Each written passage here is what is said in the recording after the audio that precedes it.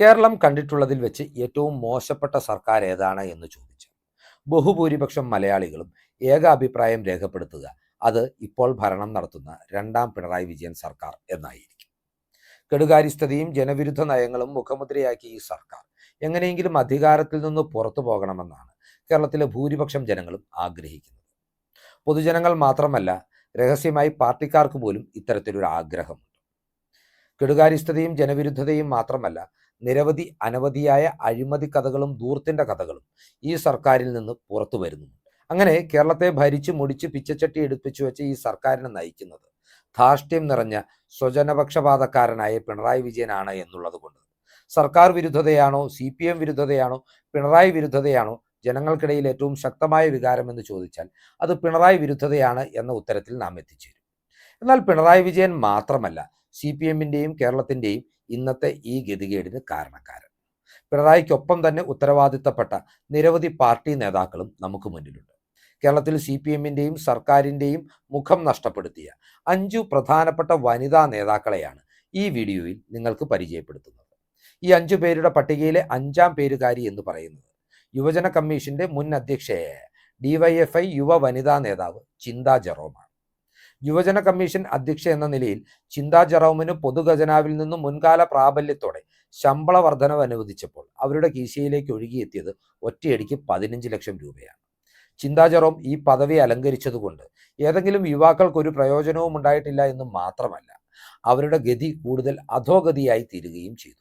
ചിന്ത നിരവധി അനവധി വിദേശ യാത്രകൾ നടത്തി എന്നതിനും അവരുടെ കീശയിലേക്ക് ശമ്പള ഇനത്തിലും DA ഇനത്തിലും ലക്ഷങ്ങൾ ഒഴുകിയെത്തി എന്നതും ഒഴിവാക്കിയാൽ ഈ പദവി കൊണ്ട് കേരളത്തിലെ സാമാന്യ ജനങ്ങൾക്ക് ഒരു പ്രയോജനവും ലഭിച്ചിട്ടില്ല എന്ന യാഥാർത്ഥ്യം നാം മനസ്സിലാക്കേണ്ടതുണ്ട്.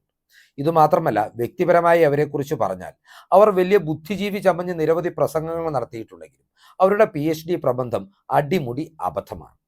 മലയാളത്തിന്റെ റൊമാൻറ്റിക് കവി ചങ്ങമ്പുഴ രചിച്ച വാഴക്കുല എന്ന കവിത വൈലോപ്പള്ളി രചിച്ചതാണ് എന്ന അബദ്ധം പോലും അവരുടെ പ്രബന്ധത്തിൽ കടന്നുകൂടിയിട്ടുണ്ട്. എന്നിട്ടും അതിൻ്റെ പേരിൽ അവർക്ക് PhD ലഭിച്ചു എന്നതാണ് അത്ഭുതം. ഈ പട്ടികയിലെ 4ാം പേരുകാരി എന്ന് പറയുന്നത് കേരളത്തിന്റെ ഉന്നത വിദ്യാഭ്യാസ മന്ത്രി R. ബിന്ദുവാണ്. അവർ ഒരു ഇംഗ്ലീഷ് പ്രൊഫസറാണ് എന്ന് മാത്രമല്ല, ഇംഗ്ലീഷിൽ അവർക്ക് PhDയും ഉണ്ട്. പക്ഷേ അവരുടെ ഇംഗ്ലീഷിലെ പരിജ്ഞാനം എത്രത്തോളം അധപതിച്ചതാണ് എന്ന് അവരുടെ പൊതുസമൂഹത്തിൽ നടത്തിയ ഇംഗ്ലീഷ് പ്രഭാഷണങ്ങളിൽ നിന്ന് തന്നെ വ്യക്തമായിട്ടുണ്ട്. ഞാൻ എവിടെ പോയാലും എൻ്റെ വീട് എൻ്റെ തലയ്ക്കുള്ളിൽ ഉണ്ടായിരിക്കുമെന്ന് അവർ ഇംഗ്ലീഷിൽ പൊതുവേദിയിൽ പറഞ്ഞത് "wherever I go I carry my house on my head" എന്നാണ്. ഇത്തരത്തിലൊരാൾ എങ്ങനെ ഇംഗ്ലീഷ് പ്രൊഫസറായി എന്നും ഇംഗ്ലീഷിൽ PhD നേടിയെന്നും ചോദിച്ചാൽ അത് CPMന്റെ ഭരണത്തിന്റെ ആനുകൂല്യം മൂലമാണ് എന്ന് നാം മനസ്സിലാക്കേണ്ടിയിരിക്കുന്നു.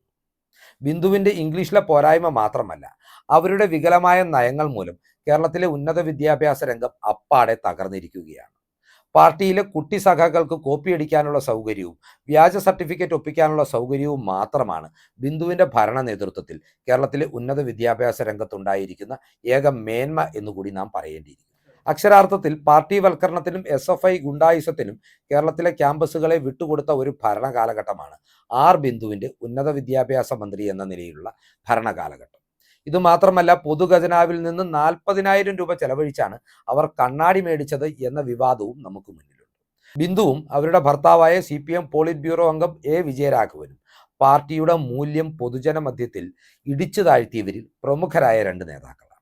ഈ പട്ടികയിലെ 3ാം പേരുകാരി എന്ന് പറയുന്നത് കണ്ണൂർ ജില്ലാ പഞ്ചായത്ത് മുൻ അധ്യക്ഷയായിരുന്ന PP ദിവ്യയാണ്. ഭരണത്തിന്റെ അധികാരത്തിന്റെ മത്ത് തലയ്ക്ക് പിടിച്ച ഇവർ അടിസ്ഥാനരഹിതങ്ങളായ ആരോപണങ്ങൾ പൊതുവേദിയിൽ ഉന്നയിച്ചുകൊണ്ട് ഒരു സർക്കാർ ഉദ്യോഗസ്ഥനെ മരണത്തിലേക്ക് തള്ളിവിട്ട കേസിലെ പ്രതിയാണ്. സത്യസന്ധനായ ഉദ്യോഗസ്ഥനായിരുന്ന, CPM സഹയാത്രികനായിരുന്ന, CPM കുടുംബ പശ്ചാത്തലമുള്ള നവീൻ ബാബു എന്ന RDOയ്ക്ക് അയാളുടെ യാത്രയയപ്പ് ചടങ്ങിലേക്ക് കടന്നു ചെന്നുകൊണ്ട് അയാളെക്കുറിച്ച് ഏറ്റവും അടിസ്ഥാനരഹിതവും നിന്ദ്യവുമായ കൈക്കൂലി ആരോപണം ഉന്നയിച്ച വ്യക്തിത്വമാണ് PP ദിവ്യ. ഈ ആരോപണം ഒരു പൊതുവേദിയിൽ ഉന്നയിച്ചു എന്ന് മാത്രമല്ല, വീഡിയോഗ്രാഫറെ വെച്ച് തന്റെ പ്രസംഗം ചിത്രീകരിച്ച് കേരളത്തിലുടനീളമുള്ള CPM സൈബർ വാട്സപ്പ് ഗ്രൂപ്പുകളിലൂടെ ഇത് പ്രചരിപ്പിച്ച് അതിന്റെ നാണക്കേടിനാൽ ജനങ്ങളെയും കുടുംബത്തെയും അഭിമുഖീകരിക്കാൻ മടിച്ച നവീൻ ബാബു സ്വയം ജീവനൊടുക്കുകയായിരുന്നു.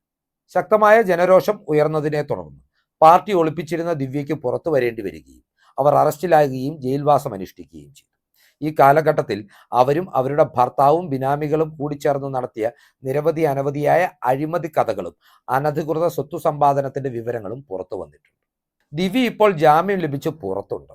അവർക്കെതിരെയുള്ള അന്വേഷണം പാർട്ടി ഏതു വിധേനയും തേച്ചുമായ്ച്ചു കളയുമെന്ന കാര്യത്തിലും ഒരു സംശയവുമില്ല. കാരണം പാർട്ടി സെക്രട്ടറിയായ MV ഗോവിന്ദന്റെ ഭാര്യയാണ് ദിവ്യ ജാമ്യത്തിലിറങ്ങിയപ്പോൾ ജയിലിന് പുറത്ത് മാലയിട്ട് സ്വീകരിക്കാൻ ഉണ്ടായിരുന്നത്. PP ദിവ്യയുടെ ഈ അഹങ്കാരം പിടിച്ച സമീപനങ്ങൾ സർക്കാരിനും CPM-നും എത്രമാത്രം ഡാമേജ് ഉണ്ടാക്കി എന്നത് CPM-ഉം സർക്കാരും തിരിച്ചറിഞ്ഞിട്ടില്ല എന്നതാണ് യാഥാർത്ഥ്യം. ഈ പട്ടികയിലെ രണ്ടാം പേരുകാരി എന്ന് പറയുന്നത് തിരുവനന്തപുരം മേയറായ ആര്യ രാജേന്ദ്രനാണ്. കേരള ചരിത്രത്തിലെ ഏറ്റവും പ്രായം കുറഞ്ഞ മേയർ കൂടിയാണ് ആര്യ രാജേന്ദ്രൻ. എന്നാൽ തിരുവനന്തപുരം ജനതയുടെയും കേരളത്തിലെ വിശ്വാസ സമൂഹത്തിന്റെയും ഹൃദയവികാരമായ ആറ്റുകാൽ പൊങ്കാലയെ പോലും അഴിമതിക്ക് മറയാക്കിയ ഒരു വ്യക്തിത്വമാണ് ആര്യ രാജേന്ദ്രൻ്റേത്. ഇതുമാത്രമല്ല, ഇവരുടെ പ്രത്യേക താല്പര്യത്താൽ കോടികൾ ചെലവഴിച്ച് തിരുവനന്തപുരം നഗരസഭയിൽ പടുത്തുയർത്തിയ മൾട്ടി ലെവൽ പാർക്കിംഗ് ലോട്ടിൽ ഇപ്പോൾ ഒരു വണ്ടി പോലും പാർക്ക് ചെയ്യാൻ സാധിക്കുകയില്ല. ഇതിനു പിന്നിലും ആര്യ രാജേന്ദ്രന്റെ വലിയ അഴിമതിയുണ്ടെന്നാണ് പറയപ്പെടുന്നത്. ഈ അഴിമതിക്കെല്ലാം പുറമെയാണ് അവരുടെ അഹങ്കാരവും തലക്കനവും. അവരും ഭർത്താവ് സച്ചിൻ ദേവ് MLA-യും രാത്രി സഞ്ചാരത്തിന് പുറത്തിറങ്ങിയപ്പോൾ സൈഡ് കൊടുത്തില്ല എന്ന് ആരോപിച്ച് പാസഞ്ചർമാരുണ്ടായിരുന്ന ഒരു KSRTC ബസ് തടഞ്ഞു നിർത്തുകയും ആ ഡ്രൈവറെ വെല്ലുവിളിക്കുകയും ഭീഷണിപ്പെടുത്തുകയും ചെയ്ത് അയാൾക്കെതിരെ ഇല്ലാത്ത ആരോപണങ്ങൾ ഉയർത്തി ഒരു കുടുംബത്തിന്റെ അന്നം മുടക്കിയ വ്യക്തിത്വം കൂടിയാണ് ആര്യ രാജേന്ദ്രൻ. ഈ കാഴ്ചകളെല്ലാം കേരളം കണ്ടിട്ടുണ്ട്. അതിന്റെ പേരിൽ ആര്യ രാജേന്ദ്രൻ മാത്രമല്ല, CPM-ഉം സർക്കാരും ജനമനസ്സുകളിൽ നിന്ന് ഏറെ അകന്നുപോയിട്ടുമുണ്ട്. ഇതെല്ലാമാണ് യാഥാർത്ഥ്യമെന്നിരിക്കലും പിണറായി വിജയന്റെ മകൾ വീണ വിജയന്റെയും മകളുടെ ഭർത്താവ് മുഹമ്മദ് റിയാസിന്റെയും ഇഷ്ടക്കാരായതിനാൽ ആര്യ രാജേന്ദ്രനെ ഇന്നും കൈവെള്ളയിലാണ് CPM കൊണ്ടു നടക്കുന്നത്. ഒരുപക്ഷെ അടുത്ത നിയമസഭാ തെരഞ്ഞെടുപ്പിൽ അവരെ CPM മത്സരിപ്പിക്കാനും സാധ്യതയുണ്ടെന്നാണ് റിപ്പോർട്ടുകൾ സൂചിപ്പിക്കുന്നത്. ഇനി ഈ പട്ടികയിലെ ഒന്നാം പേരുകാരി ആരെ എന്ന് ചോദിച്ചാൽ അത് മറ്റാരുമല്ല, കേരളത്തിലെ വിവാദ നായികയായ ആരോഗ്യമന്ത്രി വീണ ജോർജ്. പിണറായി വിജയനെ കപ്പിത്താൻ എന്ന് വിശേഷിപ്പിക്കുവാൻ വേണ്ടി മാത്രമാണ് മുൻ മാധ്യമ പ്രവർത്തകയായ വീണ ജോർജിനെ ആരോഗ്യവകുപ്പ് ഏൽപ്പിച്ചത്. എന്നാൽ അവരുടെ ഭരണത്തിന് കീഴിൽ ലോക പ്രശസ്തമായിരുന്ന കേരളത്തിന്റെ ആരോഗ്യരംഗം അടിമുടി തകർന്നിരിക്കുകയാണ്. ഇപ്പോൾ ആശുപത്രിയിൽ അവശ്യ മരുന്നുകൾ പോലും ലഭ്യമല്ല. രോഗികൾക്ക് സൗജന്യ ചികിത്സ ലഭ്യമല്ല. കേരളത്തിൽ നിരവധി അനവധികളായ ആശുപത്രി കെട്ടിടങ്ങൾ തകർച്ചയുടെ വക്കിലാണ്. അതിന്റെ ഏറ്റവും പുതിയ ഉദാഹരണമാണ് കോട്ടയം മെഡിക്കൽ കോളേജിലെ കെട്ടിടം തകർന്നു വീണത്.